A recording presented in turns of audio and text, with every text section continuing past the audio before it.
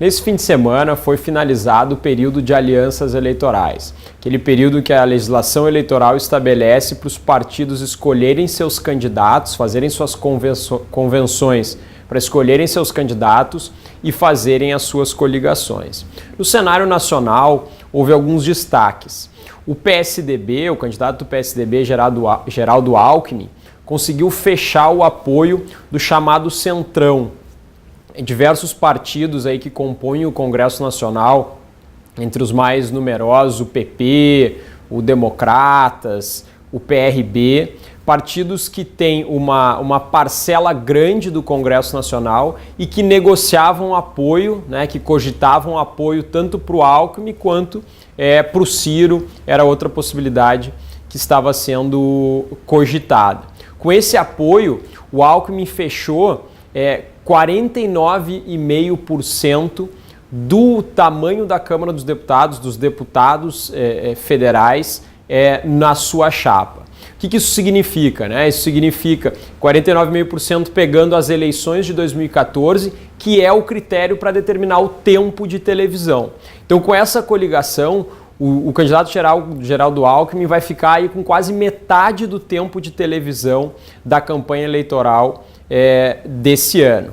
Além disso, isso representa, né, o apoio de cara desses partidos representa alguma chance, do ponto de vista econômico, de mercado, de visibilidade para o mercado, uma chance maior de realizar reformas caso ele seja o vencedor nessas eleições. E ainda outro ponto positivo que o candidato Geraldo Alckmin conseguiu com essa aliança foi ter à disposição e fazer o convite e conseguir ter esse convite aceito para a senadora Ana Amélia Lemos, gaúcha aqui do PP, né, que é do Partido Progressista, que ia se candidatar ao Senado, mas para ela compor a sua chapa como candidata a vice-presidente. Né? A senadora Ana Amélia Lemos tem uma reputação muito boa, muito grande, é de um partido diferente, é mulher, diversifica a chapa e com isso consegue agregar, tem uma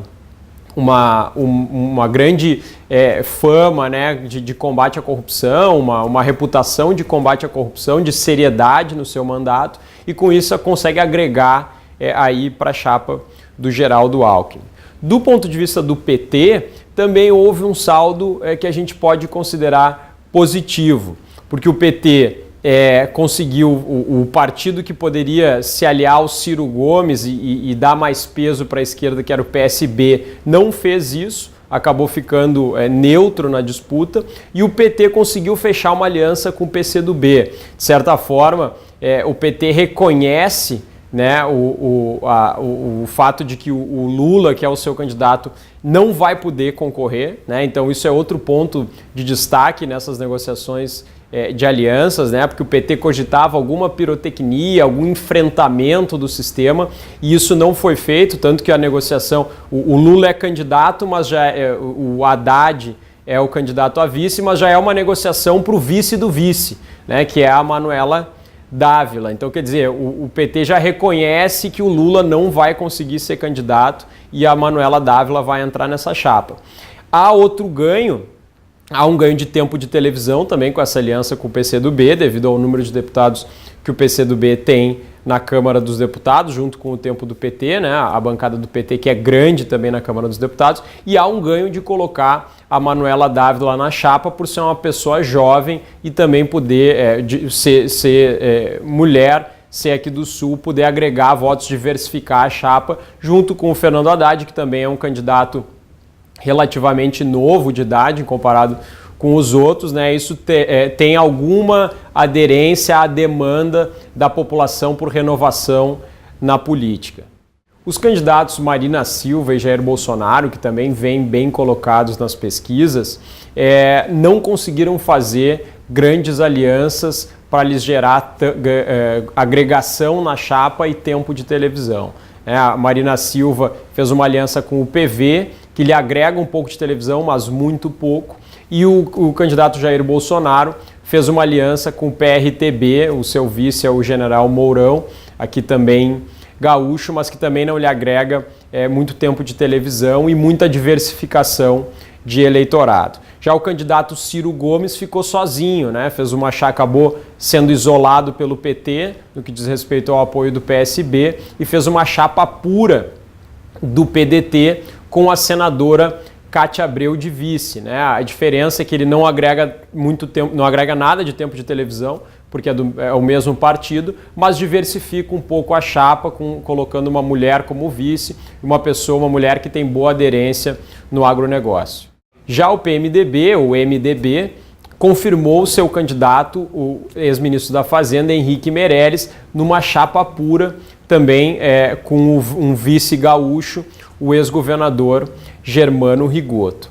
Olhando os últimos resultados de pesquisa que a gente tem, a gente observa que dois fatos importantes aí, né? O primeiro é que a gente ainda tem cerca de 30% do eleitorado indeciso ou dizendo que vai votar branco e nulo, o que de fato não deve se concretizar, né? A gente não deve ter uma eleição que lá no fim das contas chega com 30% dos votos nulos, né? Quando chega na hora de decidir, o eleitor, mesmo que não esteja querendo votar em ninguém, acaba tomando uma decisão de voto útil, né? Para não deixar um candidato que ele tem mais rejeição se eleger, ele acaba escolhendo alguém que talvez não seria a sua primeira opção. E o outro fato relevante é que a gente tem um candidato com pouquíssimo tempo de TV, que é o Jair Bolsonaro, liderando as pesquisas. Então, duas dúvidas que nos surgem para esse período de campanha aí, para saber quem é que desponta como os candidatos que vão para o segundo turno é: quem vai conseguir abocanhar a maior parte desses eleitores que ainda estão indecisos? Uma dica que a gente tem, uma possibilidade que a gente tem, são os candidatos que têm maior tempo de TV e não são tão conhecidos ou têm alguma rejeição do eleitorado, né? A gente pode colocar o Geraldo Alckmin, que, como eu falei, vai ficar com mais da metade do tempo de TV, mas a gente tem outros candidatos que têm bom tempo de televisão nessa campanha. O próprio Fernando Haddad pela chapa do PT, o senador Álvaro Dias também vai ter algum tempo de televisão relevante, o candidato Ciro Gomes vai ter algum tempo de televisão relevante, então o Meirelles vai ter um tempo de televisão bastante relevante. Tem que ver o quanto esses candidatos conseguem crescer e pegar uma parte desse eleitorado indeciso com base nesse conhecimento, nessa campanha que eles vão fazer ao longo desse período aí que a gente vai ter de propaganda eleitoral. Por outro lado, a outra dúvida interessante é saber se, sem tempo de TV, o candidato Jair Bolsonaro vai